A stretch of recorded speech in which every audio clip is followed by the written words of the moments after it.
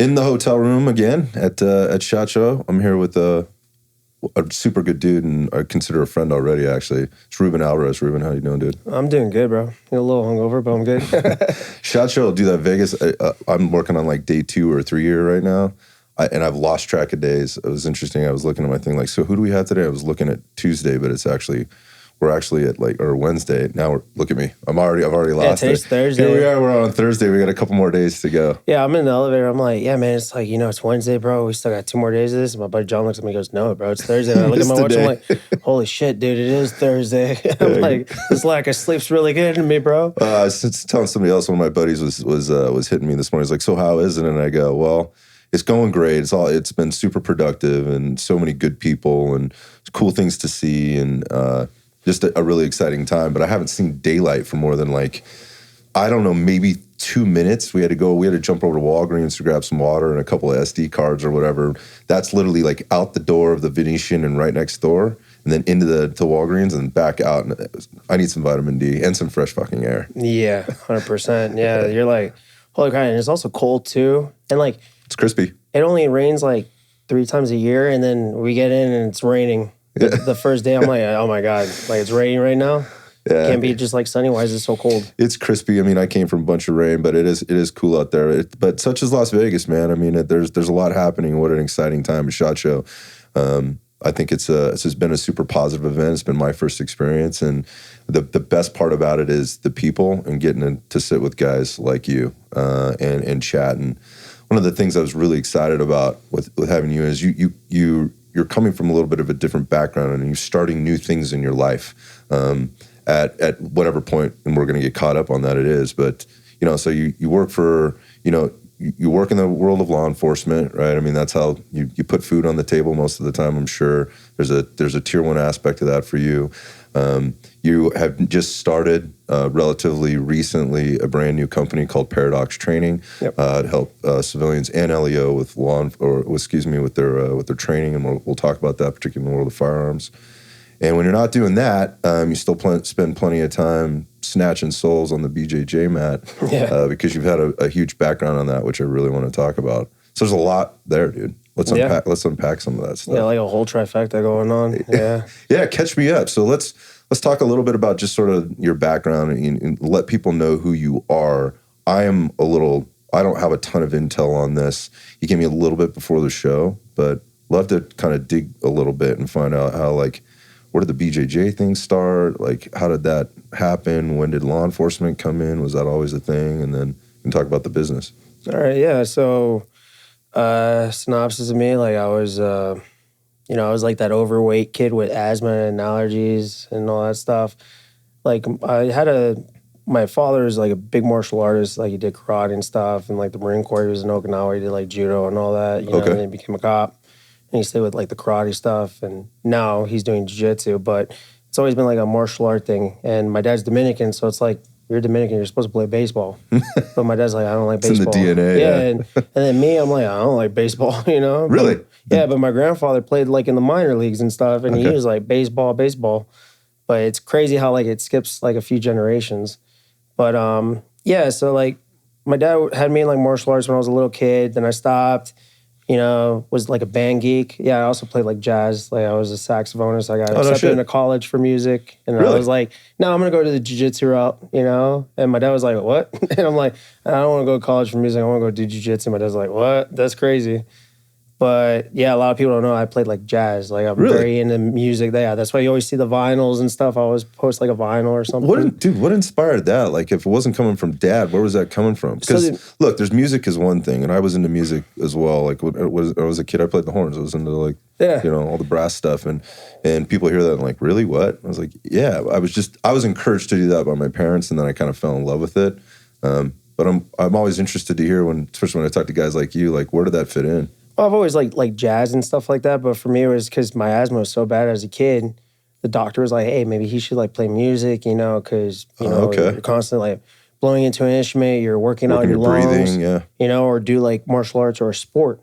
So the asthma was so bad that the medications that they gave me, the steroids, made me super fat, as a kid, along with poor dieting and stuff like that. Yeah, people don't go back to the steroids piece. It's a corticosteroid, man, and you end up retaining a ton of fluid. It impacts your cortisol response, and when kids are on that particularly, it's really rough because it doesn't seem to matter what you do.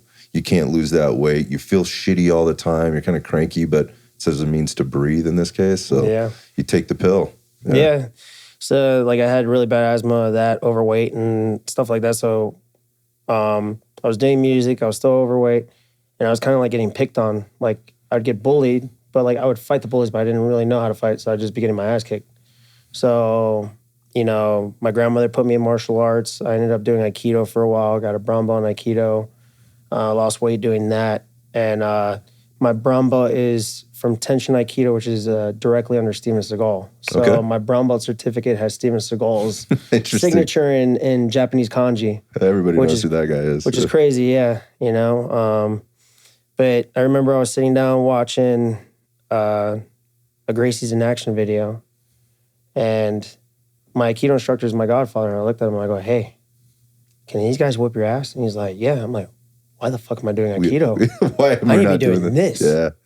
You know, and I did jiu-jitsu, and then from jiu-jitsu, like I just started like competing and went from there. But yeah, my whole family, my dad's a martial artist, lifelong martial artist, and it came through me. And then like the whole law enforcement thing, family's full of cops, mom, dad, cousins, uncles, aunts, all cops. Also in the DNA then. Yeah. But mom and dad still working?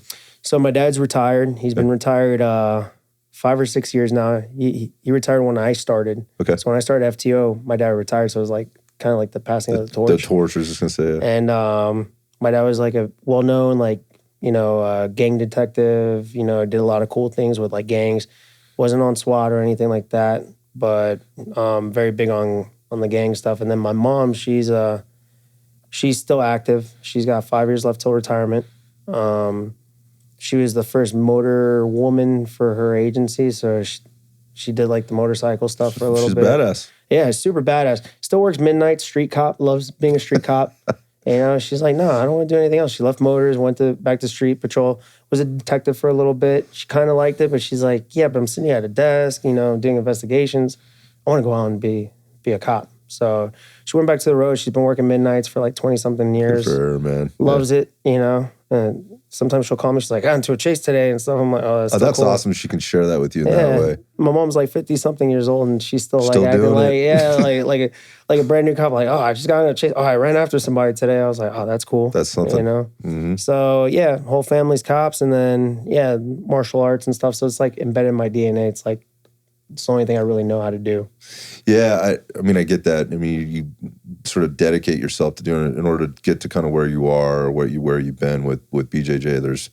It's you eat it, you breathe it, you sleep it, and there's not a lot of people that I talk to that do what you do that started that way, that came from like more of the BJJ, or there's a huge BJJ background. Yeah. You were already winning tournaments and championships before you got into law enforcement, so you had all this underneath you. That's not common. Usually you see officers jump into this stuff. The fitness thing was a thing for many, many of them. That's just kind of there. You know, obviously there's some level of physical fitness that has to take place, but the BJJ thing usually, or martial arts, comes in after there's been, it's like a reaction or a response to something bad. And whether that happened directly to them or they saw it happen to one of their buddies or one of their, you know, inside or outside of law enforcement, they're now making a decision like, hey, fuck, now I need to do this. And anybody that's been in the world of BJJ or anything for that matter, if you want to get good at something, you have to do it all the time. And to get to where you're at, it's like BJJ is life, right? The jiu-jitsu is life. But when you're a cop, right, and you're at that point in your life where you're working shifts, you may have a family, you have other responsibilities, there's liabilities out there, you don't have the same resiliency, you're not at that level of fitness, you know, that you need to be to really be getting, first you're just getting your ass kicked, right? It's just a constant ass kicking. To dedicate, you know, more than a few days a week is a major, major commitment. It usually means giving up something else to do that. And a lot of times they're not willing or feel like they're able to do it. And so they get some level of jiu-jitsu in there. And some is better than none, I think, you know, especially on the 100%. Street. But in order to really master that, you're not going to get that in 2 days a week. You're not going to get it in 3 days a week. You know, so, you know, again, as this jiu-jitsu in itself is really blown up, just blown up everywhere for a lot of reasons. I wonder is like the evolution of jiu-jitsu in law enforcement is coming around, kind of what your thoughts on that are, and should there be adjustments to how cops thinking about getting into jiu-jitsu or now getting into it maybe approach their training as opposed to maybe how the academy or their school is teaching the training. And when I say the academy, I mean the BJJ Academy, not the police academy, to give these guys more of what they need out there on the street, which is why they're doing it. I mean, I would say that's the impetus for them being there versus tournaments and winning matches. So, yeah, you hit the nail right on the head, asking a great question like that. It's, like you said, some jiu-jitsu is better than no jiu-jitsu, like we see it, the proof's in the pudding. Like you get your mood suddenly just gets better. Like if I don't train for like 2 weeks, I become a snappy bitch. Yeah, you're cranky, like, oh my God, dude, like I need to like throw somebody because I'm going to just start like, it's like you have all the stress and that's how you de-stress. Yeah. It's like the gym in another sense for other people, for like, sure. If you tell me, hey, go lift a bunch of weights, I'm going to look at you and be like, no, bro, you're stupid, dude. It's a completely different type of physiological and physical response, but there are a lot of other things that come with it, Yeah, and for me, jiu-jitsu's always been that, but the problem that I started seeing is like, we live in a society where we're really good critics. And, guys are training jiu-jitsu, but there's there's black belts in jiu-jitsu that are like, oh, a cop should do this. Well, have you ever been a cop?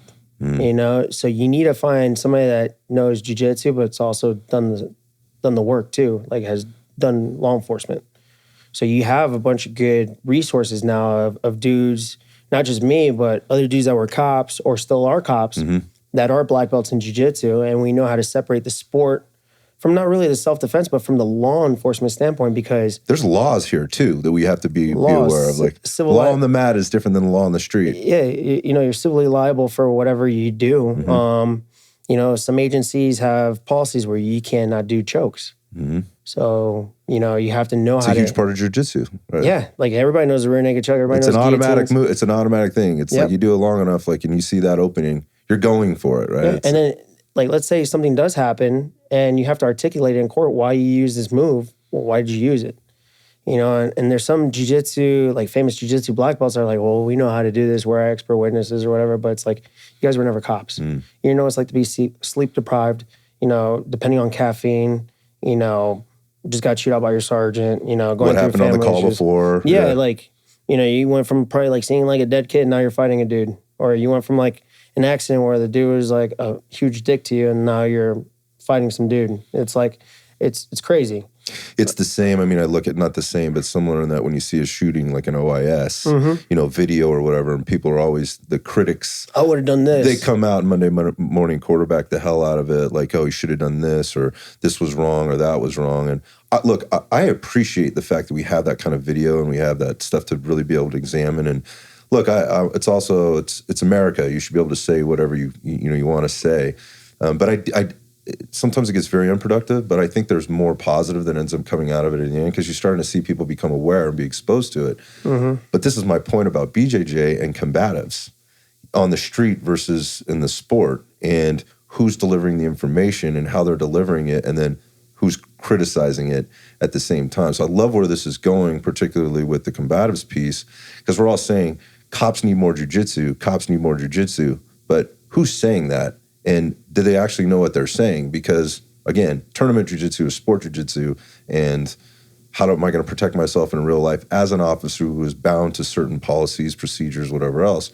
That's a much different game. And you said, like, there are new people, or they're starting to become some really good resources out there. And I see you as one of those guys. How do you make that shift? Like, how do you get people to understand that part better and buy into it on both sides? Because I respect the hell out of the jiu-jitsu sport world, right? And there's all kinds of things that happen in that. But you have to look at the people that are reaching for this tool to help them, and they're just walking into their local BJJ academy or BJJ school, and who knows, what they're getting or how they're getting it. Yeah, how did I like differentiate like combatives with jiu-jitsu? It's like, well, first of all, experience, being a street cop in a in a, rural area that's like very, there's a lot of things going on, shooting, stabbings, fights. Violent crime Violence, everywhere. drugs, narcotics, like flocka, heroin. You're fighting people that are not in the right state of mind. Even mentally ill people that you have to put into custody to have them go receive help from a mental facility. That's us that we have to detain them and take them to a mental facility so they're not a threat to themselves or the public. But some of those mentally ill people are combative. And there's guys that, like, for me, it's like the dudes that are, we call them Baker Acts in Florida. Okay. A guy's a Baker Act, like he's either on some form of narcotics or he's mentally ill. Like you have cops that are, their whole entire life, they've just been like huge muscle dudes and they've never been tried. When it comes to like a Baker Act, they don't look at you as a muscly guy. They look at you as like a threat and they'll fight you. And they'll give you that fight. And if you've never been in a fight before, you've always relied on like being just big. And now you get tested by a worthy adversary, then you fold, like I've seen 120 wreck pound, your world, right? I've seen 120 pound crackheads like knock out 250 pound like muscle jack dudes, And yeah, if you know jiu-jitsu, you're like, yeah, I know jiu-jitsu, but do you know weapon-based entanglement? Because if you do not know weapon-based entanglement, you're just strictly relying on jiu-jitsu, you always have to think that there's a gun brought into every fight and it's your gun, and at any point that guy could reach for your gun and try to take your gun from your holster. What's your retention like? Do you have it in your head? Are you just going to put your hand on top of his hand? Well, like when I teach weapon retention, and it's based off of Craig Douglas's ShivWorks program, which really opened my eyes on what I'm doing is good for jiu-jitsu, but I need this. This is a pressure-tested system that the guy who created it has experience behind it, and he's able to give you techniques that are like tested, founded in. It's not like, oh, I'll just do a Kimura if the dude grabs my gun. Well, like look at my mom; she's 135 pounds, 5 foot 3, 4, whatever, and her city has a lot of athletes. And most of these like NFL players, NBA players or whatever, if they're they're coked out of their minds and they fight a cop, is my mom going to be able to Kimura a dude that's bigger, faster, stronger than her? No. Yeah, this is the reality. Yes, reality. And I love jiu-jitsu, but you also don't want to have that false sense of security that jiu-jitsu is going to be the end all be all. It's not. It's the start. And I tell that to all my students. You do a ShivWorks class, but you just do one, it's not going to do anything. You got to constantly rep it. That's how you get good at jiu-jitsu. Well, that's how you're going to get good at developing the myelination in your brain where it goes to autopilot when shit happens, because you're not going to sit there and think. You're just going to get punched in the face, and how are you going to respond to it rather than react? Because responding is being precise. Reacting is just like, oh my God, like this just happened. I can't believe this happened. Right. And some people don't know how to differentiate between combatives and jiu-jitsu because of that point, because they're so stuck on the sport modality of jiu-jitsu rather than, hey, what's real world and what's sport. Yeah, in the immortal words of Mike Tyson, right? Everybody has a plan until you get punched in the face. Exactly. But that's true what Mike Tyson said, but I also like to think, too, I'd rather have like a good plan than a perfect plan, and then when I get socked trying to still think of this perfect plan, I'm taking like 4 more hits. I'd rather be like, hey, all right, if this dude does this, I'll attempt to do this. But you also need to know what it feels like to be punched in the face to be able to handle that thought process and the switching into the next, I don't know, as it's escalating or you're de-escalating, how do you move to the next thing? And if you're just going and you're just training jiu-jitsu in that way, until you've been punched in the face, jiu-jitsu it becomes very different very quickly if you get smacked. So there's this again, you have to, what I'm saying is there's the sport, there's the combatives, there's this in-between, there's law enforcement, there's civilians, there's military, right? And the things that they're even training there. And you're starting to see, as you mentioned, some really good people that are coming out and doing this. And they're I don't want to say they're inventing it, they're really articulating it and formulating it in a way that's accessible to people in a different way. You just mentioned Craig Douglas, right? Yeah, Craig Douglas. You got David Acosta Jr., another solid dude. Chad Lyman that's out here. He's an LV Metro guy, jiu-jitsu black belt, legit. Jay Wadsworth with, effective fitness combat, legit cop, legit black belt. And you have a bunch of other dudes. My buddy Brian, Jiu-Jitsu cop, he's in Georgia. He's a Jiu-Jitsu guy and a cop, but he does stuff like that. And then, you got Raul Martinez, Rogue Methods, and all that stuff. So you have a group of dudes that are constantly just doing stuff like this and having pressure-tested systems. So if we move over to like the law enforcement side of things, we always know if it's the government, it just takes forever to get anything done. There's so much red tape. There's leadership. There's constant changes of leadership, policy that's got to be written. There's city councils that have to approve budgets, and there's all of these things, and you don't. It just to expect that the government is going to provide this for our officers out there on the street is ridiculous. It's not going to get taught in the academy. If it is, it's going to be 10 years from now before that's happening because it takes that long to make a change. That's too long, right? And it's not going to be happening after the fact unless you are actively out there seeking it as an officer. Like, you have to want to get better. And then it's going to take those squeaky wheels that do have some type of a good relationship or can just be loud enough to kind of maybe, as our good buddy Chris Curris would put it, just annoy your leadership enough, right, to where they start to listen and then give you a little bit of an inch to maybe get in and then start to make up the ground or the mileage after that in terms of getting these types of things implemented into current training.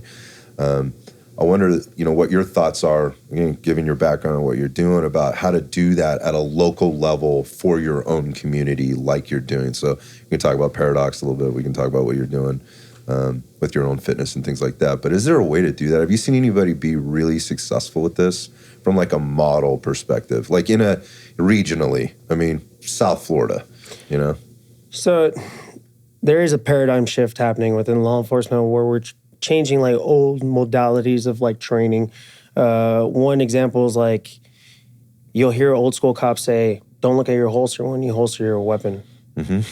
Why? Oh, because you got to keep your eyes on the threat. Well, then my gun should still be out if I'm holding on a threat. Like, I'm holstering my weapon when everything's done. It's like you go if it came out in the first place, there was an intention to potentially use it. That's what I hear you saying. So it's not going back until it's all cleared up. Until everything's clear and I know it's secured, right? That comes from the range. That comes from the range. Right. And, people have this mindset, and I have to pay homage. Will Petty's really good at this. It's like there's no such thing as a safe range.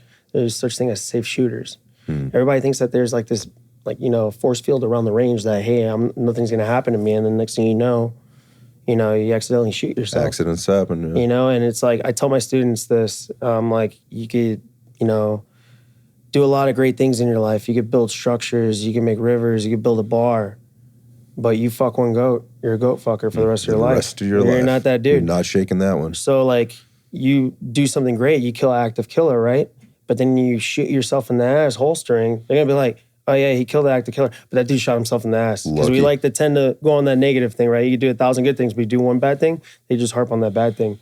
And it's like, I need to look at my holster, make sure there's nothing in there, and then holster. But going into the paradigm shift of training, it's like Chris and I were always in the same classes together, and how we got the command to start switching their mindset is we brought data, and a lot of instructors aren't bringing data behind what they're teaching. When it comes to combatives or this and that, and sometimes they won't listen to it yet. But if you keep bringing it to them, eventually one of them's like, oh, I have an idea. We should do this because it's data-driven. And you just let them have that idea. Yeah. Hey, that's yours. Yeah. As I don't care about getting credit. I care about making, your agenda is being fulfilled. Yeah, I want cops to be, safe, competent, protective. Right. I want to be proficient. I want them to be more proficient. So if I could do that and make it, hey, you want to take all the credit? That's fine. But even Craig Douglas says 90% of a workforce's reputation is based off of 10% of his workforce. So 10% of the people do 90% of the work. Yeah, that make 90% of the reputation behind it. So 90% of the reputation is based off of 10% of the workforce. That's what Craig Douglas said, and I was like, holy shit, that's legit. And it's just bringing these new ideas and just keep harping on it, but know the why behind it. Why are we doing this? Why are we doing that? When dudes are like, oh, but I was always taught to, look at my threat and holster. Why? Oh, because that's just what they taught me. That's not good enough. You have to articulate, why are you doing this? Why are you doing that? And if you don't have the answer, go find the answer. people don't look into the whys much. That we're just so used to just getting handed something. We're like, all right, yeah, cool. Yeah, it's an instant gratification, or I need to feel something from this right now. I'm not putting in the work. I think this is really well. I think you're right. I mean, this is from my outside perspective looking in, that there is a paradigm shift because you are seeing more of it, and certainly like if you're relying on social media for that, which is a really good, platform to kind of get this stuff, you're also feeding that machine to feed back to you what you're feeding it. So.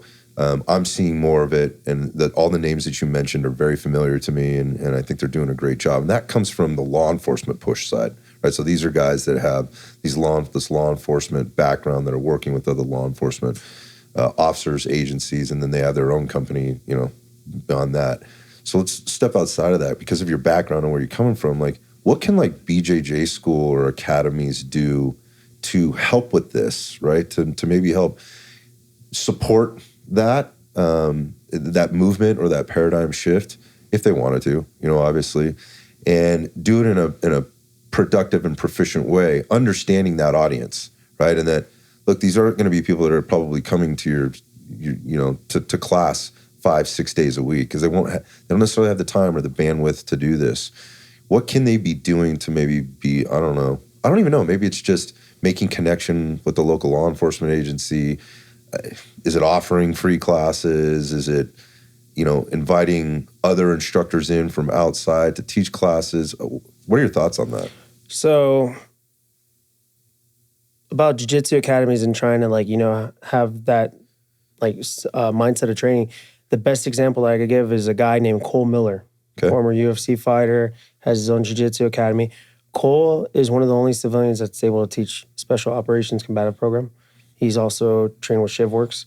He's done a lot of stuff. He's really stepped outside of his ego of jiu-jitsu and has embedded himself into learning a craft that, because he's like, I have cops coming to me and I need to know. And that's not my background. And that's not his background. Like, he'll hit me up and ask me questions about that. And it's like, it shows that he's on that pursuit of betterment. There's another guy, Veil Solutions, Chris Woomer, another civilian dude. But man, I learned a lot from him and, vice versa. But he's always preaching that pursuit of betterment, like, don't have an ego, like, figure out. And we know, like, jiu-jitsu, you're already at that top point, like, you're a black belt. You reach what a lot of people, there's only like 2% of the world like is black belts in jiu-jitsu. It's not like one of these like, taekwondo things, not trying to knock taekwondo, but there's like, I hear you. There's like McDojo taekwondo gyms where they're like, hey, here's a black belt after a year of signing a contract. Right. And you're like, yeah, I'm a black belt. That was the expectation. Right? And, like, there's a lot of good jiu-jitsu guys, but they don't understand that world. But, like, if you're an instructor of jiu-jitsu, you should always be, like, pursuing betterment.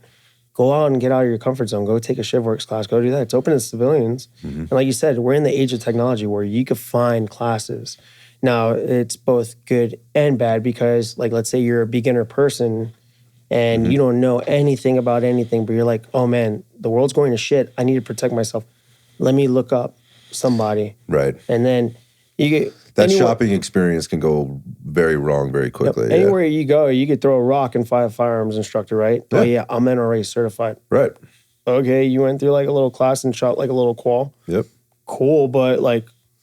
I compare this to the fitness business. Same It's thing. the same. You're a little personal trainer, you go down to your local gym, you choose the guy or the one on the wall that's standing in their shirt with their shirt off. Yeah, ripped as hell. That's probably genetics, and he's like eating M&Ms and stuff. And I want to look like him, but how does he eat cheeseburgers? He must know what he's talking about. Yeah. Like, what he's doing, right. Yeah. Yeah, I compare it a lot to that. So, that, again, that shopping experience can go really wrong really quickly. Yep. So, but the technology piece in that sense is, look, it can be very good. You just have to know what you're looking at. Yeah. So if you're lucky, you'll find a credible instructor through there, but most of the times it's like people spend a lot of money to learn, like, even home protection stuff from dudes that have never done anything home protection wise. And they're teaching them stuff that will get them killed. That's why I'm very adamant about, like, people are like, oh, but you call like people out. And I'm like, yeah, because at the end of the day, you're teaching something that somebody might have to use. And it's on you whether they're successful or they're going to fail. Taking personal responsibility for that. Yeah. And I'm very adamant about that. Just like how you were talking about, like, cops waiting for, like, the agency to pay for their training. Don't wait for them to do it. I tell guys, I'm like, what's the cost of your life? Yeah. Well, it's rhetorical, dude. Like, they give you a badge number, right? You're a number. It's the same with the military. You get dog tags. You're a number. you know, like your family's always going to remember you for who you are, but to them, you're just part of the industry. You're a number. Yeah, it's interesting. I mean, that's a hard truth, right? I mean, that may be a very hard pill for people to swallow. And despite the relationships they have with the people in their, their department or their agency or whatever else, at the end of the day, somebody is writing the checks, somebody is deciding what that budget is, and somebody is in control, and it's not you. All you can control is you and the things that you put into making yourself as good an officer, or as good at combatives, as best a shooter you possibly can. I believe that wholeheartedly. There is an ego piece to this, and that's something that you brought up a minute ago, which I think is important also to recognize. And I think, again, the paradigm shift is a lot of what you said. Those people that you mentioned, you listed a whole bunch of names. There is ego there. There needs to be ego, and it is healthy to have that, but not at the expense of some of the things that you said, like providing things that aren't helpful for people or potentially dangerous to people. Like, what are you really doing? Putting your ego aside. And so again, the question about like what can BJJ schools or these other people that are in the civilian community, you just mentioned one who's doing it, right? They've earned the trust. They're now recognized as an authority, in this other kind of genre or realm. So it can be done. You have to work really fucking hard to get there and do that, but it can be done, and it's providing a different perspective to those that are in and always in that bubble of law enforcement or my SWAT program or whatever else. Like, all you get is what you get, right? And just like social media, it's an echo chamber, or it can very quickly become an echo chamber. 100%. So it can be done. Like, from the civilian world, they can break into this, but they have to get beyond just the jiu-jitsu. What is it? Who are the people? What are the challenges? What are the problems? You have to research. Like, people just want like I said, the quick, easy thing. They're like, oh, hey, look, it came up on an ad. Oh, and then also too, like, if it's really cheap, probably not good for you, right?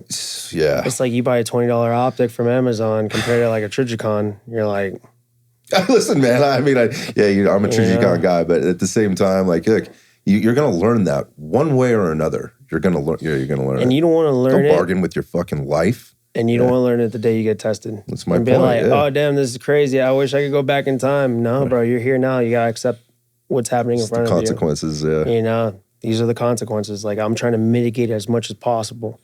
Like, I know at any point I could walk out here and some dude could sucker punch me and knock me out. I'm not invincible. There's like a saying, if you ain't bulletproof, you ain't shit.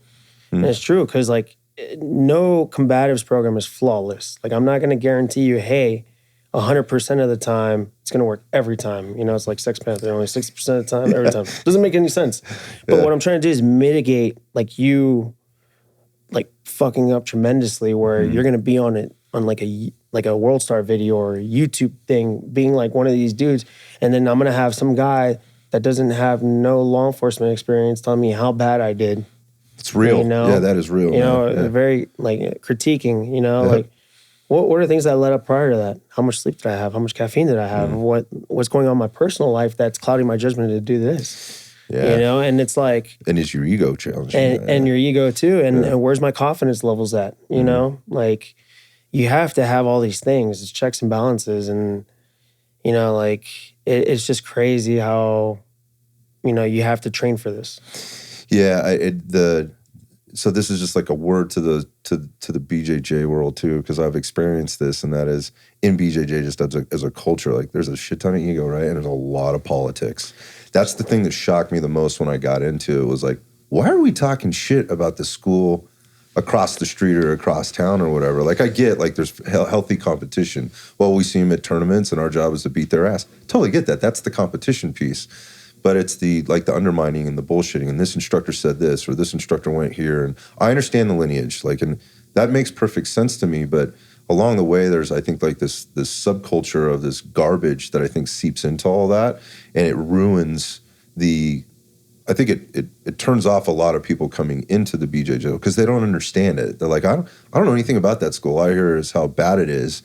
And it seems to me if I say anything to the contrary to anybody else, I'm going to get blasted for it, whether that's on social media or otherwise. So I sort of keep it down. So that ego piece, I've just seen kind of on that end again, and on the law enforcement at some level, there has to be a healthy ego in there of, but let's put this shit aside for a second and let's come up with some answers because people do need the help.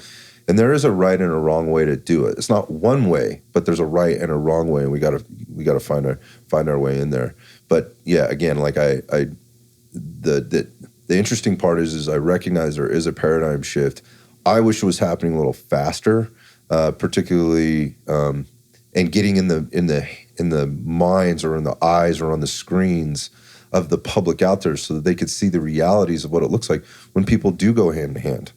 So that's another thing we don't see. And the thing with body-worn cameras, if it's going hand to hand, you don't see shit. All you see is like some t-shirt, the suspects or whoever's being violent with you, their t-shirts just turns into the Blair Witch Project movie. You know, you're getting a headache watching it, and then the next thing you know, somebody's in cuffs or shot or stabbed or worse, right? At the end. So we don't really get to see the realities of how this all comes together when it goes hands-on. Officer-involved shootings, I can pull up my Instagram right now and see 50, 60 of them. Yeah, you have pages that are dedicated to that. Just to that, yeah. A good page that I like to follow a lot that he actually knows what he's talking about is Adam from Police Post. Yep. But he talks to a bunch of subject matter experts or whatever, guys that are experts in that field, and he was also a cop too, so he's been in his fair share of things, and he's able to do it.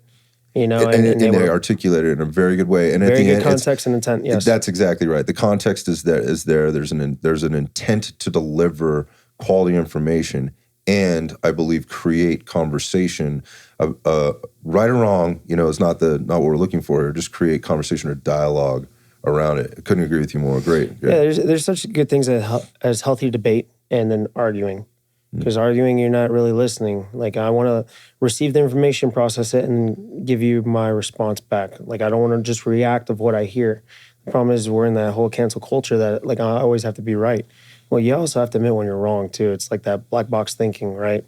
That's why, like, the medical profession's, like, very bad compared to, like, the aviation profession. Because as soon as a plane, like, crashes, they pull that black box and they start getting to work on, like, hey, what do we do wrong? How do we start fixing this? Because we need answers. We just killed like 200 people on a plane. Yeah. You know, medical profession, like, I'm a doctor. You know, I went through school and this. And I'm not going to listen to a nurse telling me that, hey, their airway's probably closing. No, I know what I'm doing. That's the ego. You know, not because of you, one person's dead. But they just like, all right, you know. Yes. Wipe it under the rug. It's almost swept under the rug, yeah. And it's the same thing with training, you know, and things like that. You just see it all the time. And like you were saying, like, you say the process isn't moving fast enough with this paradigm shift, but I'd rather it be like slow process than no process at all. That's my impatience coming out, man. Yeah, no, and I'm impatient too, because like sometimes I'll be sitting there like tapping my foot. I'm like, yo, we got to do this now. And I'll have like that one friend that's like, dude, it's like moving through the house. You just got to flow, you know, because when I first started doing like CQB and stuff, I was like super tense. And then I have a buddy of mine that's on a unit, and this dude's like been all over the world, hit a lot of houses, jiu-jitsu guy too, and he's like, Rubes, when you're like rolling, you're just flowing, right? You're thinking of the move, but you're not like holding yourself back. Like if the move doesn't happen, you're like, all right, I'll go to this next one. He goes, do the same thing when you're moving through the house, just flow through the house. Yeah, it's interesting. And it's like, it's the term I think I've heard used is usually you would hear go with the flow. It's more flow with the go. Yeah. Because it's happening, right? But you control how fast it's going to be happening in this. Speed of process. There you have it. Yeah. You know, and he's just like, flow, dude. Like he doesn't even go with the flow. He's just like, just flow, dude. Just flow. And I'm like, all right, cool. I'm just going to flow.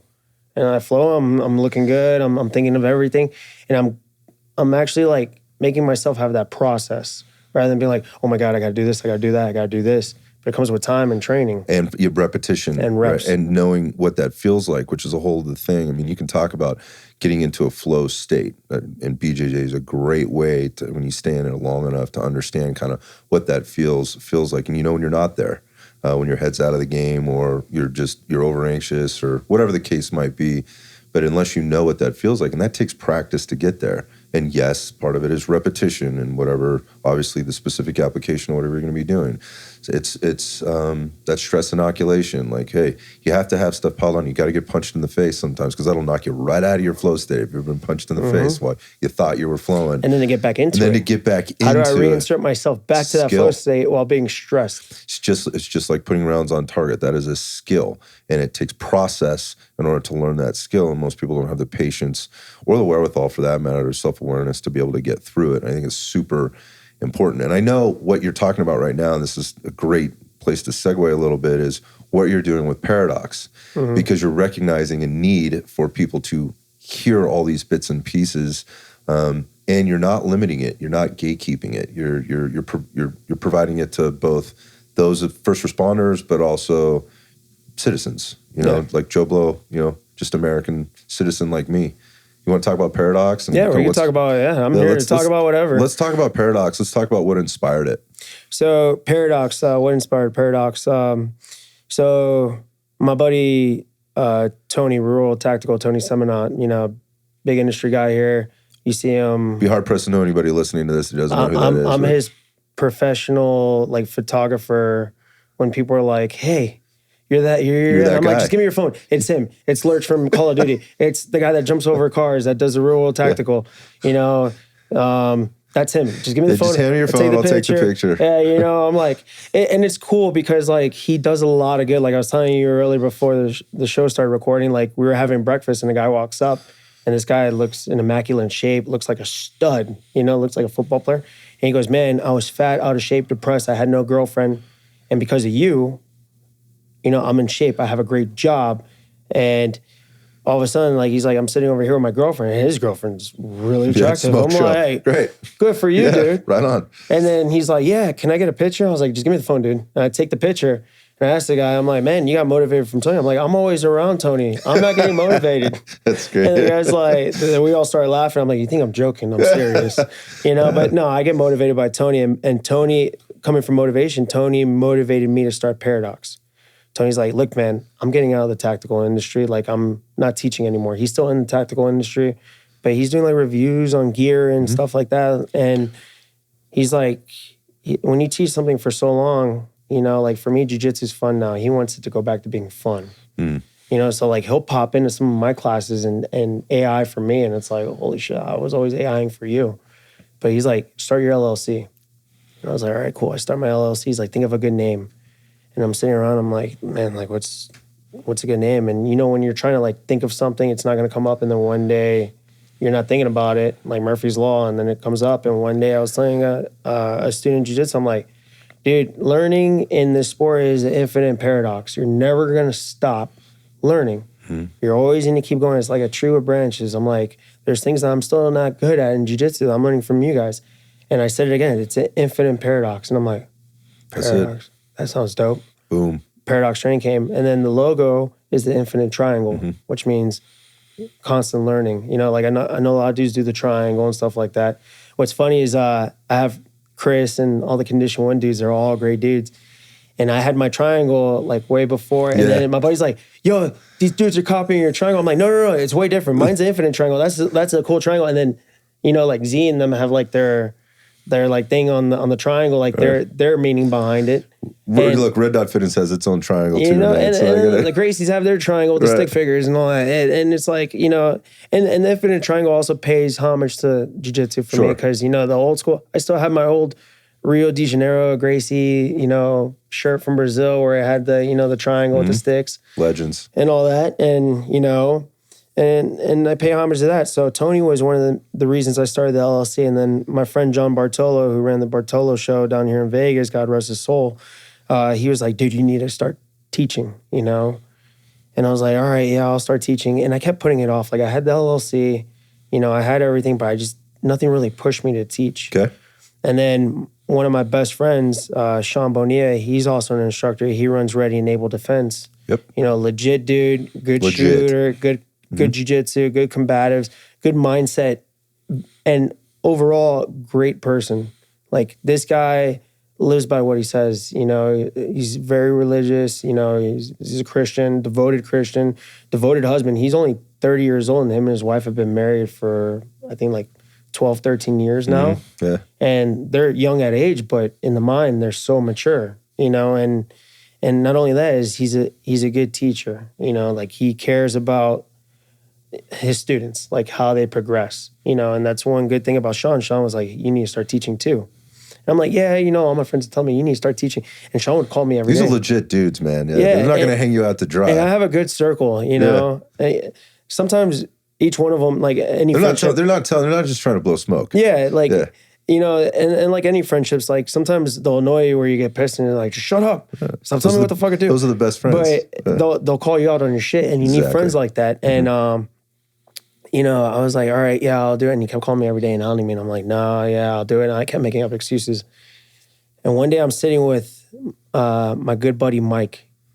And Mike's the same, bro. I love this guy to death. He's the reason why I'm teaching now, like mostly.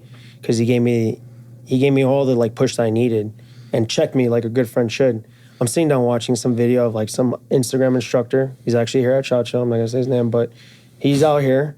It's a lot of them here, man. I'm watching him like scream at the student, like, and he's like, "They got your gun. You need to kill him now." And I'm like, "Oh my God, this is horrible. This is horrible. Like, I don't want to watch this anymore." But like, Mike's like, "You're right," you know. And I'm like, "This shit sucks, bro. This is fucking horrible training. This is how people are gonna get killed." And he's like, "Dude, do something about it." And I'm like, "Damn, cuz why you gotta try me like that?" Yeah, it's right there. You know. And it's like when your friend tells you like, "Hey, shut up," and I'm like, "Fight me." He's like, "Damn, bro, why you gotta try me like that, man?" Just like that. And I was like, "Damn, bro, all right, fuck it." And the thing about Mike is he's a big enthusiast within the gun community, but he does a lot. He pays for like free training for cops to go to courses. You know, he gives back. I have another student that wants to remain anonymous, but you know, successful businessman, but like. Dude showed up at my house one night and he goes, "Hey, I got some gifts to give to your students. You know, like when you put on a free law enforcement class, here's some gifts." Dude showed up with a box of cloud lights, like handheld cloud lights. And I'm like, that's a solid gift. I was like, he's like, "Do what you want for it, but I have one rule." And I'm like, "What's the rule?" He goes, "Don't post me. Don't tell anybody who I am. I'm giving this as, you know," and I'm like, "Damn, dude, like I want to give you credit when credit's due." But he's like, "No, I'm doing this because I believe what Paradox stands for." And I had all these friends do this. And the thing with Mike is Mike was like, he got sick of going to all these ranges in South Florida and the RSO's like telling you what to do, but yet the RSO's wearing like a Serpa holster that, you know, and he's like, you know, I carry a 45 because, you know, they don't make a 46 stopping power.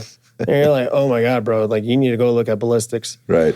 And Mike. Maybe 30 years ago. Mike bought some land, started his own range. And he goes, all I want in this range is legit instructors. He goes, that's the only caveat. So we've literally had like, you know, Instagram instructors reach out and be like, "Hey," and Mike vets them. Like he'll call me, he'll call Sean, he'll call some other guys that he has there. It's policing stuff, yeah. And he's like, that's a good gatekeeper, by the way. I mentioned that term earlier, but that's good gatekeeping. And he goes, "This is my range." It's just like me when I promote a black belt. That's my black belt. You're representing me. He goes, "This is my range. I want to know that my range," and it's private. Like he doesn't put any advertisement behind it, and he doesn't want to. He's like, "I just want good quality training for cops and civilians at this range where we're not getting hassled by RSOs." Another thing, there's some ranges that they ask you for like your curriculum, and then what they'll do is they'll steal your curriculum and teach like a generic version of it. Yep. And you know, like I remember this one range, Craig Douglas walked in there like, "What's your certifications?" And I'm like, "Bitch, he is the certification. This is the man that invented it. Like, why are you asking what his certifications are? This guy's getting hired by like, you know, special operation units to teach his curriculum, and it's legit." And you're asking what his curriculum is. That is his resume. And it shows like on the range staff that they don't know. They don't know who they're talking to. They don't know their profession. They don't know their industry. So you're they're not in touch with their audience. Exactly. Right? Know your audience. That's another thing of being a good instructor. Know your audience. Know where you're teaching. Know the context and intent behind it, and know that someday your student might have to use this. I pray to God they never do. But what I want to teach my students is prepare for not just the shitbag on the street, but prepare for that worthy adversary. And like David Acosta says, every day I'm trying to kill my evil twin. So my evil twin would probably fuck me up these past 2 days because I've just been going on like, you weren't on your game? I'm like, oh. But like I was telling you, like, you know, I ran into some people and I'm like, all right, dude, like, this is a bad dude right here, man. Right. Like, you know, because it was funny. A perfect example is like, you know, I'm a little bit hungover. I'm meeting at a restaurant You got me, you got Tony, you got a couple of our friends. Some of them are cops, some of them are civilians. You guys are targets, man. And then you have Jared Rustin eating like pasta over there, and then this one guy starts like, security has to kick him out of the bar. So like Tony goes from like, you know, texting something to like looking up, seeing the security, puts his phone down, looks. I see Jared Rustin about to put some like pasta in his mouth, and he's like, hands go down. And then me, I'm like constantly like doing this. My buddy Clint, he's a good dude. He's like looking over, and then we have our civilian friends that are like, "Oh my God, what are you guys doing? Like, you guys are just like looking around." And I'm like, "You guys have no idea what's going on right now." This could get real. And then you look at the security guards, bro. They're like out of shape dudes. You know, one of them's like got like a rear sight missing from his gun. Like you know, they went to Venetian security school for the weekend, and here they are. Exactly, and I'm like, these are the guys that are supposed to protect us. And I'm like, I can't rely on these guys. And that goes in the whole thing. You can't rely on the agency to protect you. You shouldn't be doing that. Yeah. You're your own hero. Like Joe Rogan says, be the hero of your own movie. Like you're your own first responder. You're your own hero. Right? What's crazy is you got Jared Rustin right there, sitting there. You got Tony. Right. Me, which I'm like, compared to those two guys, I'm like, all right, I'm just a little guy on the tumble. You got my buddy Clint there. It's got a lot of capable people, man. Yeah, and then you have like our regular friends that are in the industry, but they're like, you know, marketing people in the industry. They're still disconnected. They're still disconnected because they haven't really known violence or seen violence or seen what people are capable of doing, and it's very evil in nature. And what's funny is like you see how calm, like I looked at Jared's calm, still eating his pasta, looking at this guy. I'm like, wow, that's really... This is real life, right? Yeah. They recognize the world for the reality that exists in it. Yep. And this is part of it. And I've seen this before, and I'm prepared. I don't know exactly what's going to happen, but I know what I'm going to do, right? And I know what I'm capable of, or the people next to me as well. And there's like almost like this, what I hear you saying is, what you're realizing in the moment is like there's this unspoken communication that's happening. Yeah, nonverbal cues. Right. You know, and that's another good thing that Craig Douglas teaches is cues. If you watch and you break down videos, and that's another thing too, is like breaking down these videos. The situational awareness. You know, like cops will watch videos and they'll be like, well, at least you went home, bro. You know, rather get judged by, 12 than carried by 6, blah, blah, blah. And it's like, no, dude, like we need to learn from this.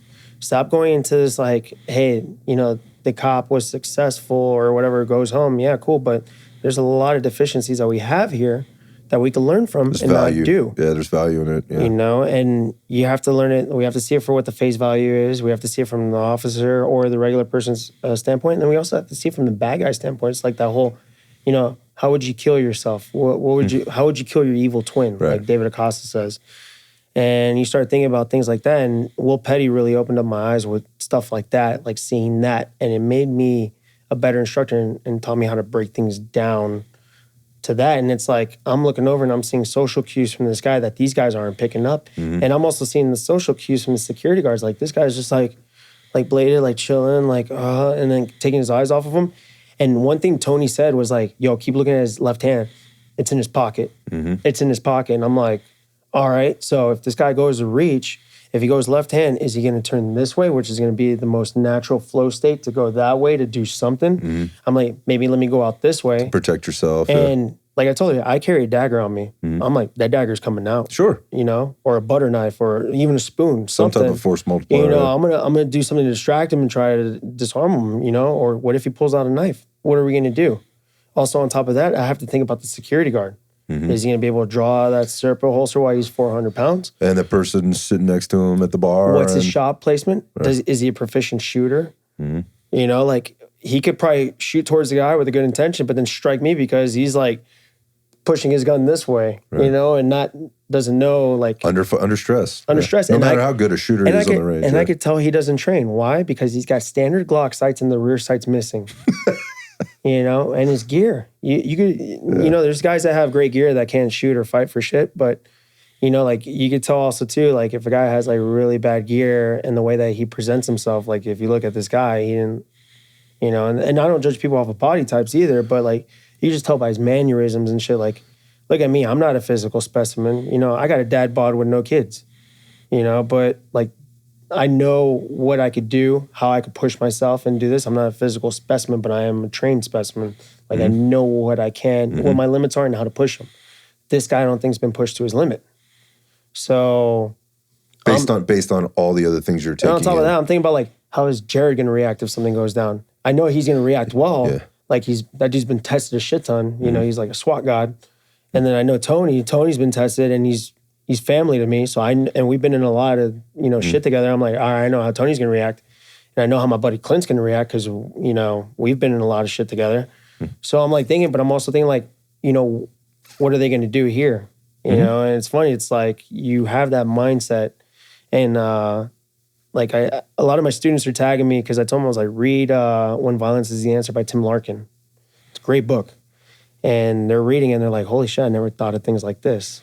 And I'm like, you have to think of things like this. Yeah, and that stuff doesn't happen like on your once a day or once a month trip to the range or, you know, the John Wick movie that you're watching. Let me car this and then... Yeah, and the 10-second, God bless them, police post video of whatever the officer-involved shooting was. Like, there's more that goes into that. And I think that's what I heard you saying kind of as you're watching this video and, you know, your friend Mike's challenging you about Paradox. Like, yeah, then why don't you fucking do something about this? You know you can make a difference. All the most important people in your life are telling you, you know, you should be doing this. And so now you are, and you have the support structure and resources and ranges to go to and people to reach out to. And I mean, you're mentioning the circle of friends that you have and the people that you're hanging out with. I mean, this is an A-list group of people, man. These are all the people in your, you know, again, that believe you should be in the mix, sending the message, spreading the news. I know it's new, but how's it going? Like, what's going on there? Who's coming to Paradox? Who are you working with, and what's some of the feedback that you're getting? So, like you said, like the group of friends I have, like, you know, thanks to God and all that stuff, I'm truly blessed to have these circle of friends. Which, you know, like the reason I'm here at SHOT too is like Tony's been introducing me to a lot of people. You know, like yesterday I was having a conversation with like Travis Kennedy, cool dude, man. Right. Like, you know, and we were talking about things like that. Like he's like, oh, I'm new to the industry. I'm like, yeah, but you're a big name, dude. Like I've seen you. Travis said that?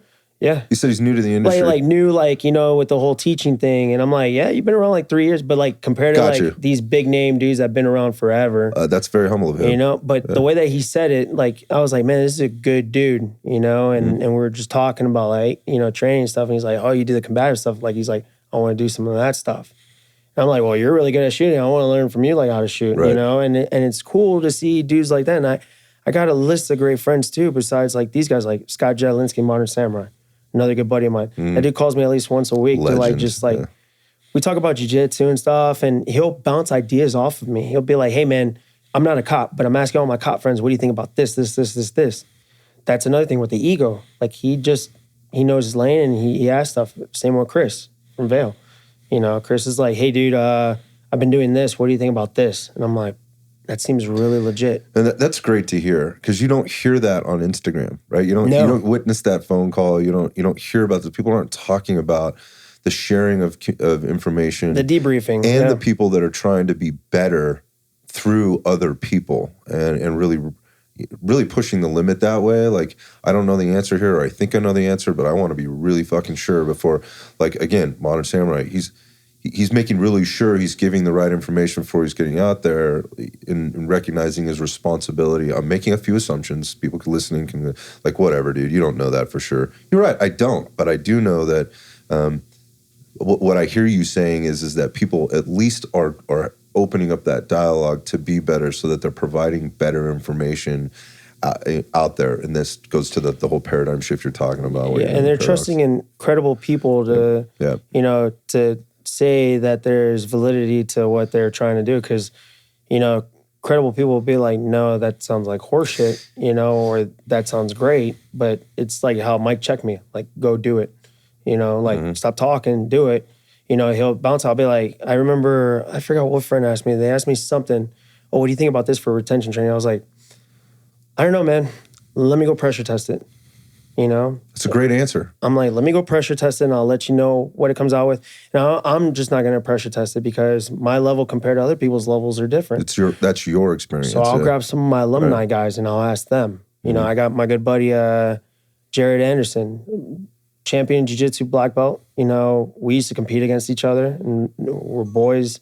I actually refereed his first, like, jiu-jitsu match ever, you know, and he came through a Paradox ECQC skill builder, and he's been hooked ever since. He's like, dude, you opened up my eyes on like, I thought jiu-jitsu was, going to save me. And he goes, and now he's shooting a lot. Him and Mike are always, he'll show up at Mike's shop, and Mike's got like mats there, and they'll just like beat the shit out of each other and pressure test stuff. And I'll be like, hey, this guy came to me with this. I don't have a definitive answer yet.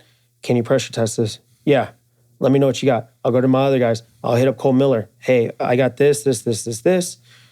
Let me know what you think. And Cole does the same thing. Cole, he's like, hey, I got this idea for this.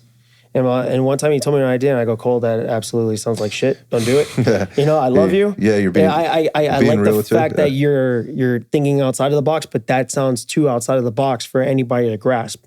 I'm like, maybe for you it'll work, but we have to think for the masses, is this going to work? Yeah, his background's a bit different. I want something to be sustainable for my audience. Yeah. You can't give them, it's like, I'm giving you like 15 years of combative jiu-jitsu experience and trying to push it out within 8 hours. I can't do that. Right. I have to push out what I know is going to work right off the bat when you take my class. Right. And then you only got a few hours to give it to the people. And you have to fine tune it, and you have to keep constantly repping it.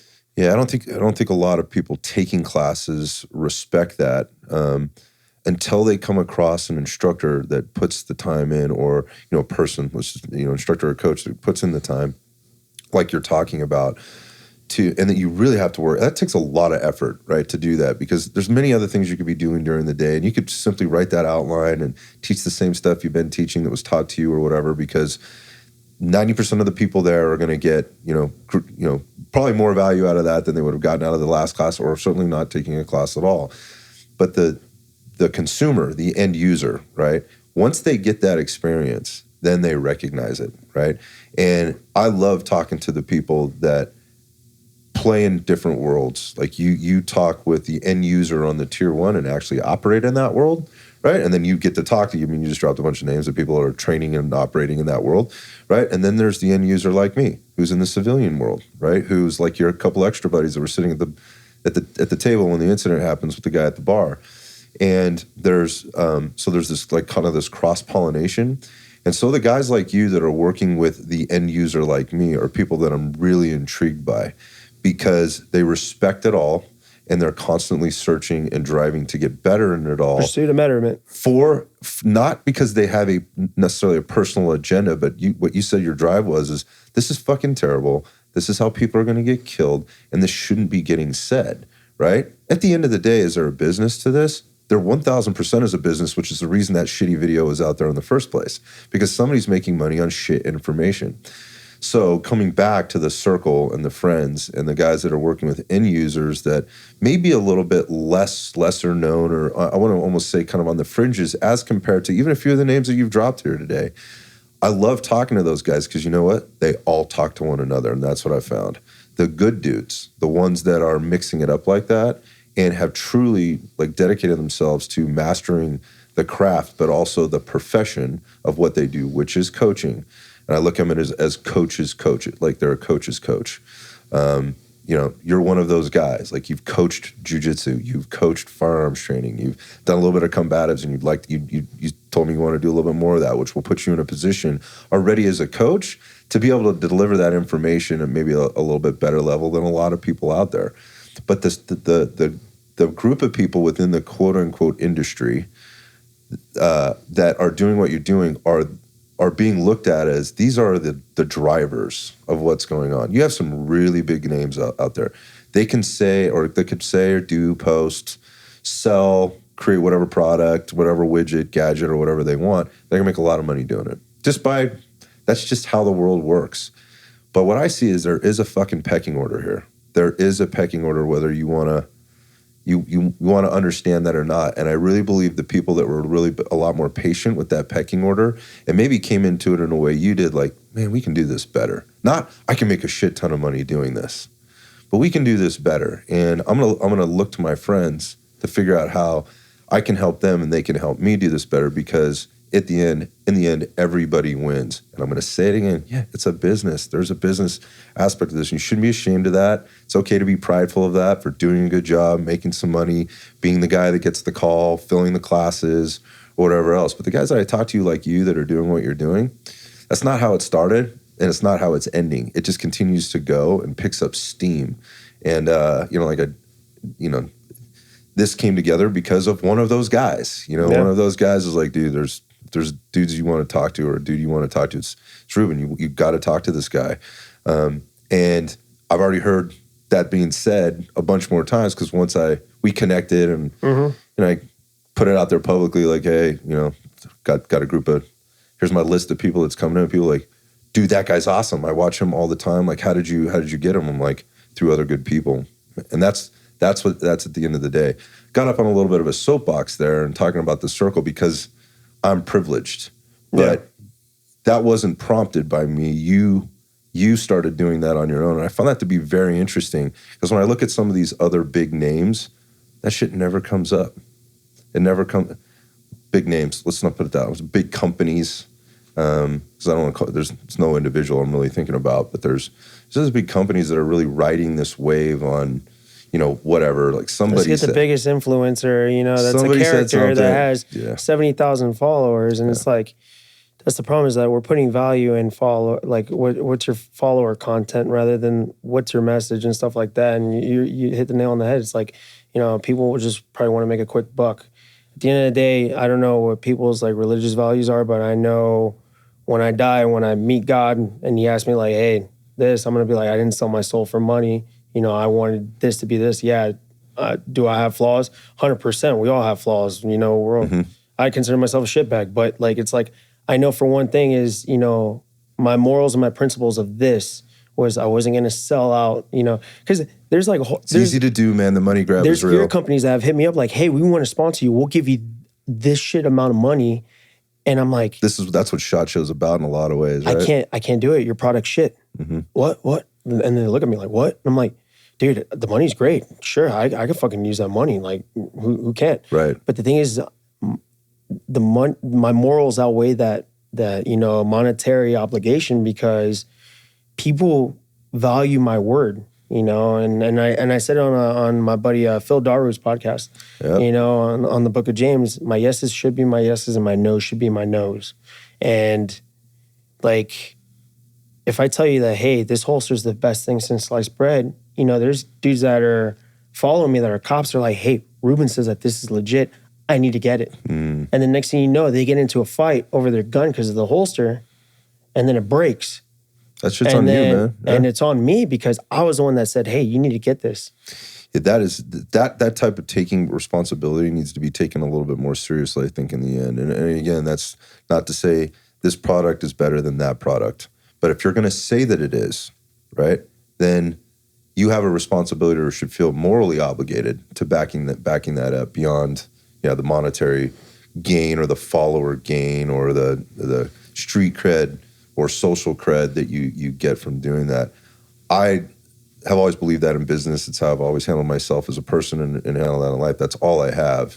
And your integrity is, you mentioned it, like it's a reputation. You say there's no walking back on certain things. But in a world where you can kind of hide on the fringes or say whatever, or there's the stolen valor thing that's out there, there's this, being a shill for some big company or whatever else. I think people should be more patient in getting themselves down that road. People just kind of want it now, and they're not doing the hard work to figure that out for their own. They're taking the money grab as it comes up. Like you said, it's impacting end users like me. Yeah? And you say it like in the fitness industry, right? Like I've known Phil Daru for stud, by the way. Before he was Phil Daru, like the trainer of all like these fighters and stuff, and to see his evolution. But the thing is, like Phil one day contacts me and he's like, "Hey man, you're the right guy for this. I want to do this Warrior Reboot program because I'm seeing it with like tier 1 guys, SWAT dudes, even regular cops, like they're not performing their best because they're hurt, they're not efficient, right? And you're working out wrong too. Like, your output's horrible. And what's funny is like there's some days that like Phil will wreck us, but there's a purpose behind it. And then there's some days where it's like we're just doing mobility stuff. Recovering. And I'm like, I was like, oh man, that workout wasn't much. And then the next day I wake up, I'm like, oh, this hurts. He goes, yeah, look at the way you step here. And I was like, I've always was brought up on like, hey, just burp until you throw up, run until you throw up, with that mindset. It's not the how, it's the what. Yeah. Yeah. And it's the why. And Phil has a good why behind it. But the thing is like, he takes he has a passion for his profession. And the thing is like, before he even started developing the Warrior Reboot program with me and a couple other SWAT guys, like he would sit and watch us run through the shoot house. He would look at our gear. He's like, oh, that's why your hip's displaced like this, because of this belt. Like, and he goes, it's not the belt's fault. He goes, it's the way that you're always wearing it, like the way you sit in the car. You stack that gear on there that way, yeah. And he's like, that's why you're like, because I walk a little bit with a hunch because of grappling and stuff like that. So like Phil will be like, hey, shoulders back, head up, and I'm like, son of a bitch, bro. And then like I hear things like cracking, like you always see me like constantly like sit down. I'm like trying to think like, hey, would Phil like hit me right now? Because he made you aware. Yeah. Cece's over on the couch and behind the cameras chuckling at this because we talk about this quite frankly all the time. Because we work with first responders, and it's not just cops, man. It's firefighters too, and medics out there. And by the time we're talking to them, generally they already trust and know who we are, and there's value in what we're telling them. But if I got online and I said this or whatever else, people are like, "What the fuck would you know, man? You're not a cop." But when Phil says it to you, you're like, because you've seen it work, it hits you. It's the same in firearms instruction. It's the same on the BJJ mat. And but it's the validity in his program. It's proven by the end users that he has. Over time. Dustin Poirier, over time. That guy's got a resume, and it's in the finished product at the end of the day. That did not happen in 1 year, 2 years, 3 years. The dude's dedicated everything he has, right, in order to be there. That's the point. And those are the guys that you're continuing to hang out with. Yep. Yeah.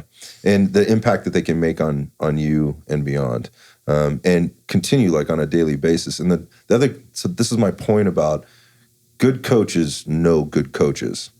And the standard, I guess, everyday Joe civilian doesn't necessarily understand that, particularly in this day and age, as people are coming up, they play less sports, they get involved in less team activities.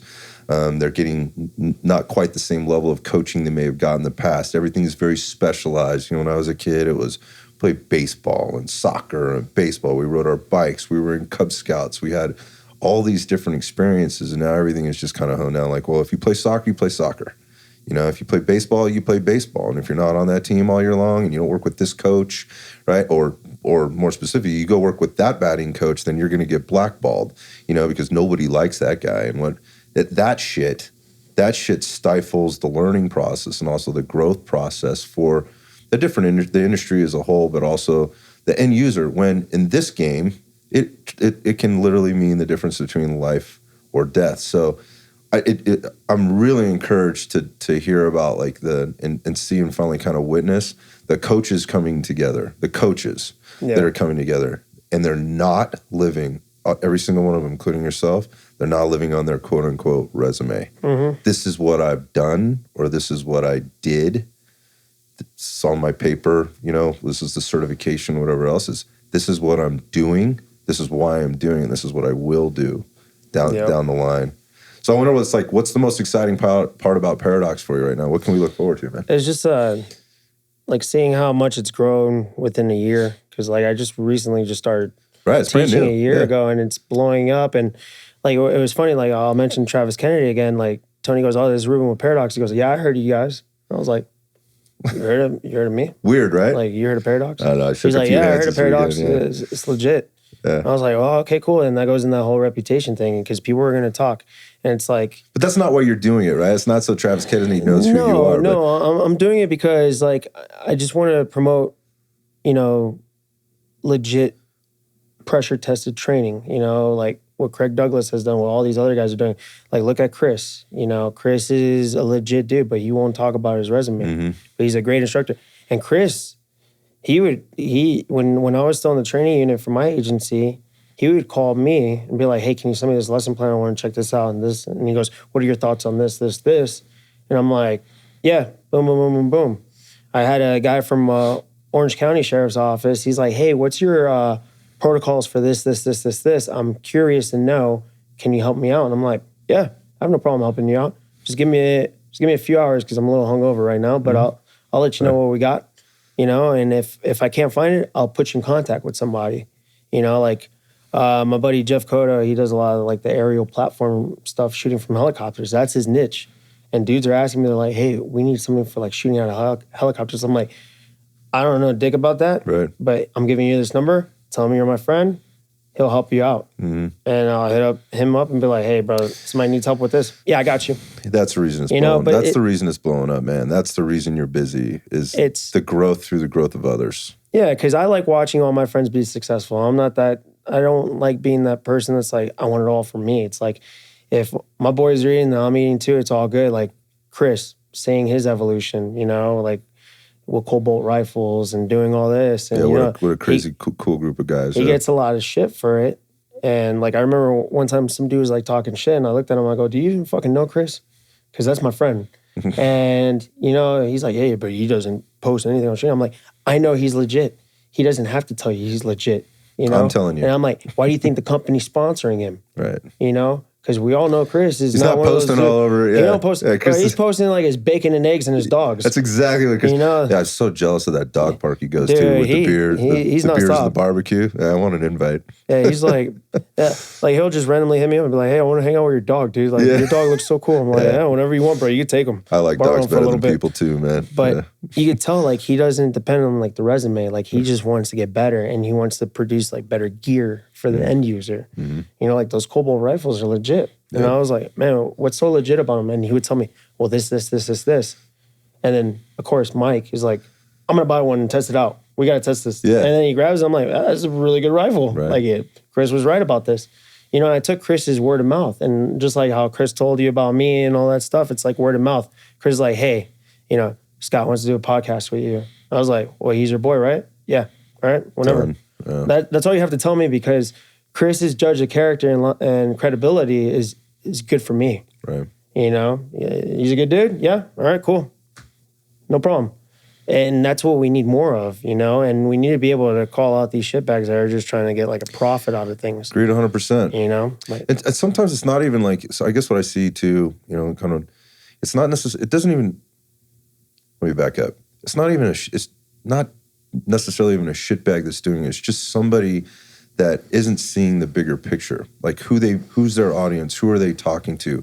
Who are the people that are really at the end driving their business or driving their follows or driving that resharing their shit or whatever else? Like, who are you talking to? Because if you're standing at maybe a course and you're taking, some lesson plan from one of these guys, and they're talking or using their experiences from the past, right? And they're going, this is what we do, and this is, and they've got some LEO, some MIL or ex-MIL or whatever, and some civilians.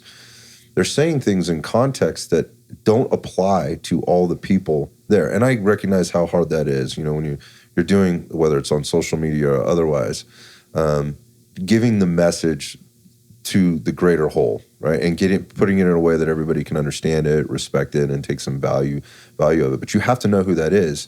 You have to identify who those people are too. So if you're handing out this information, like, well, this is what you do when you enter a house with a gun, whatever else, but there isn't any context to, number one, who it is you're giving this information to, and number two, why it is you would be doing this in the first place, then so much gets lost in the sauce, if you will, and people want to see the sexy video or the quick little soundbite. I understand that is the world we live in, right? Like, look at my Instagram page. There's a lot of sound bites on there to create awareness. But the long form is that if you come to class, right, you're going to get way more than that, and we're going to put that in a context that makes sense. Yep.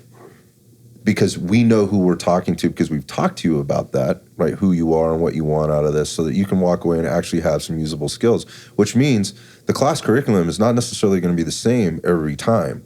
The outline, the foundation and the fundamentals of what we're teaching will be the same, but how we're doing it could shift. And if you're just doing the same thing over and over, and by the way, if you're an end user and you're looking at one post and you're deciding that that's the right answer because so-and-so said it, that's as much on you as it is the instructor or the person posting it, as far as I'm concerned. So I don't want to take away, like, you're talking about calling out shitbags. I'll sit here and call out the idiots that are taking the word from these shitbags, and who these people are. And they know who they are, right? Yep. And to John Duffy or Dufresne's, point. Great dude too. Yeah, we see you. Like I want more people on my end to see that as well. And that's another legit dude that doesn't go over his whole resume. One of the nicest guys ever. That's my point. You know? It's in that circle, man. So that's my point. You know, that guy was with me.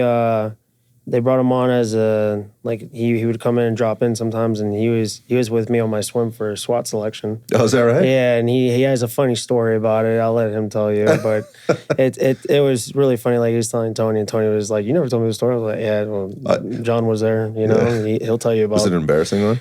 It's kind of funny. It's like a funny story, but it was have him tell you because the way he says it, because he was like right next to me when it happened, and it was funny. We laugh about it to this day, but I was scared shitless when it happened. But good dude. But like that's another great guy that like if he told me, "Hey Ruben, you need to do this," I'm gonna listen to him. Yeah, you know. Again, and he's cut from the same cloth, man, with regard to kind of the direction he's coming from. And I think people that know him know that, right? And even if you don't know them, you get that. He's a very good example of, you know, what you should be looking out for. And he's a guy that's going to call himself out on his own shit. And he's not going to say things that he doesn't know. And his classes are always evolving. That's why he always has like his patrons are always, and I look at the end users as, I got this from Craig Douglas as well, as like patrons, you know, they're paying you for, you know, your knowledge and stuff like that. And you have to, because if you just look at yourself that you're better than your quote unquote students, not being self-critical. You know, now your students are going to want to pay for your classes. And I think why Paradox is successful for me is like I get repeated customers, repeated patrons that are like, I learn something new every time because the program's constantly evolving. That's why it's called Paradox. Right. It's an infinite paradox. Like knowledge does not stop. And when it does stop, you're probably dead. Or that ego. Oh yeah, you've stopped yourself. Like that, you're the person responsible for that. Or it's potential that you're in the wrong room. You have to recognize when you're in the wrong room. I want to be around dudes that are better than me all the time. That's the point. And if you're constantly striving for that, then you're probably not going to find yourself in the wrong room. And if you can recognize that you are in the wrong room, it's because you're in the wrong room. Yep. Right? You need to get out of there. But again, just going back to you dropping some names, and you know, particularly John, and that is a great model for success. And the fact that, again, you guys are tied in together, and I'm seeing this model that fucking works, and it provides really great instruction for the right reasons. At the end of the day, yes, you can make a living doing this, and there's nothing wrong with doing that. But you know, at your point, you're active LEO, so you know there's a balance to all this. I'm excited and encouraged to see kind of how this evolves for you. I know you're super excited about it and you're being very humble about it, but there's something there. I feel like you're kind of right on the edge of like absolutely exploding. You're going to have some tough decisions maybe you got to make about how much you can or can't put into it here very quickly. Yeah. And my goal is to get down in there and get back to the Southland down there and jump in and actually experience this for myself. I mean, I love talking to you and guys like you, but I always feel like I'm missing.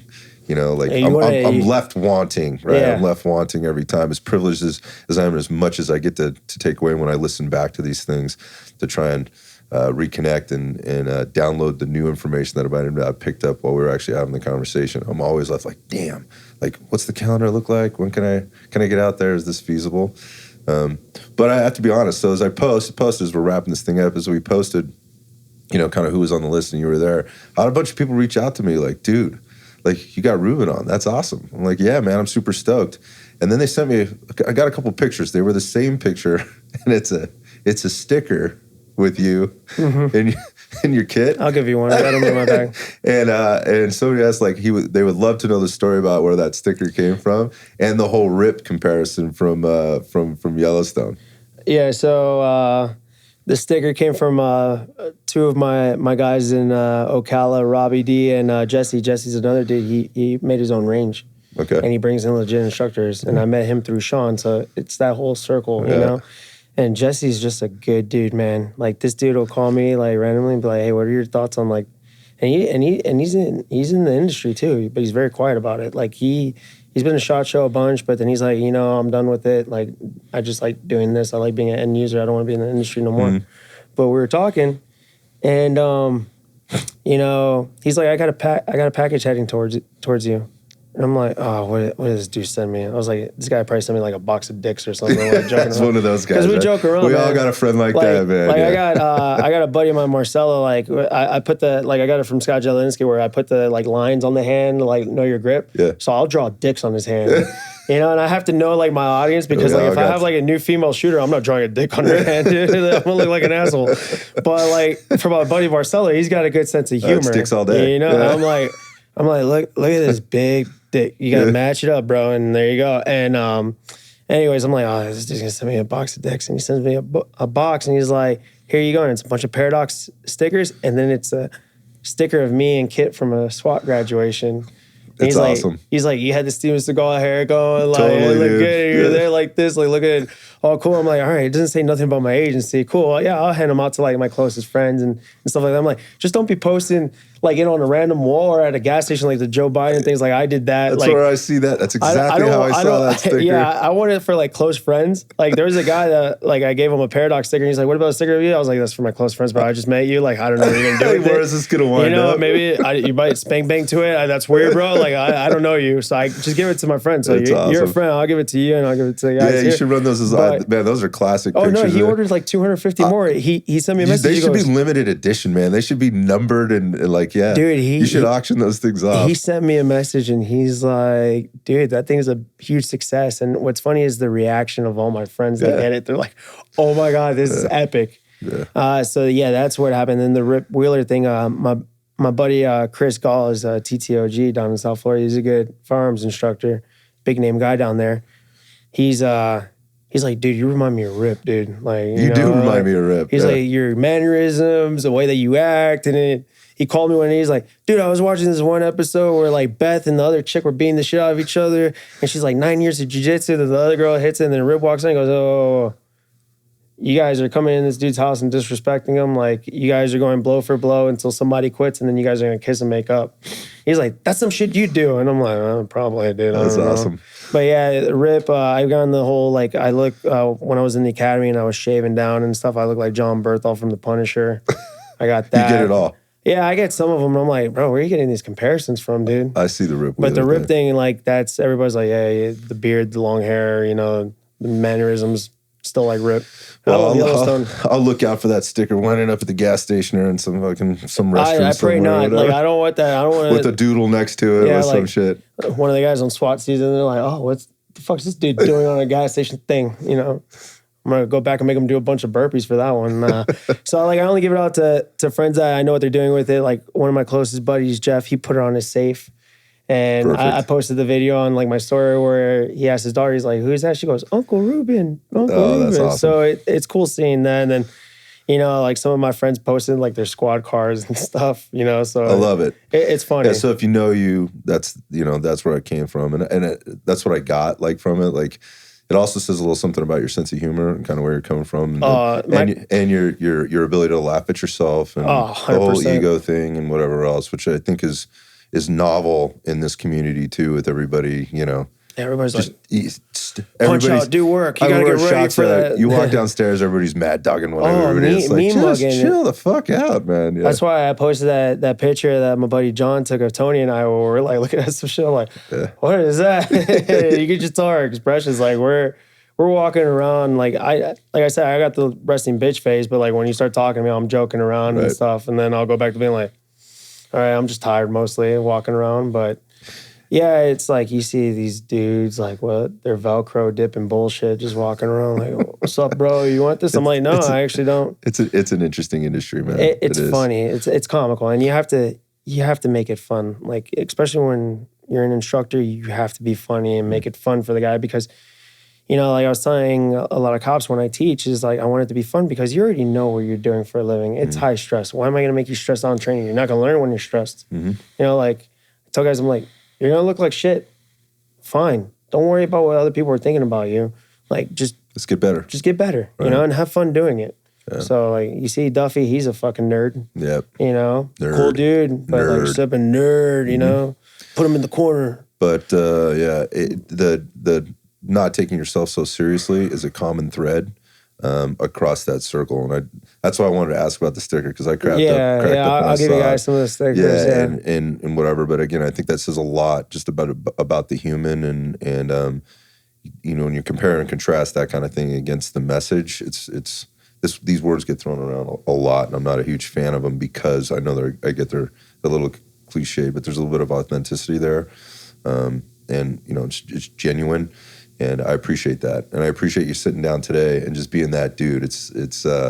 It's so good to kind of just sit here and chat, and like we could do this. Like this could be a 6-hour podcast. Oh, 100%. I mean, we go any longer, we're gonna open that bottle. It's early here in Vegas. Yeah. Like I didn't offer on purpose, man. Because if I get started now, I'm still No, I woke like the hair of the dog. I woke up like 2 hours sleep. I'm like, oh shit, bro, I gotta get this podcast. I'm gonna be late. I don't want to be that dude. Yeah, but no, I mean, like I said, we could keep going, and we got a couple more days here, man, and we will continue this conversation otherwise, and I can't wait to come down to Florida at some point. Hey, you guys spot in any one of my classes, just show up and appreciate you. You know, have fun with it, and it's eye opening when you go from like jiu-jitsu to doing that stuff. You're like, wow, it's crazy. Well, thanks for trusting me and for taking time out of your day to be here, and the time you're spending and the meetings that you're having and all that stuff. It means a lot. I'm grateful, and dude, I wish you the best of luck. Yeah, same. I wish a lot of success for this podcast. You know, we need more legit podcasts out there, like that's actually delivering a message and not just standing up and talking for like an hour of like nonsense, and you're like, I'm done with this, you know. Try not to waste anybody's time. Yep. Cheers, I appreciate brother. it. Thank you.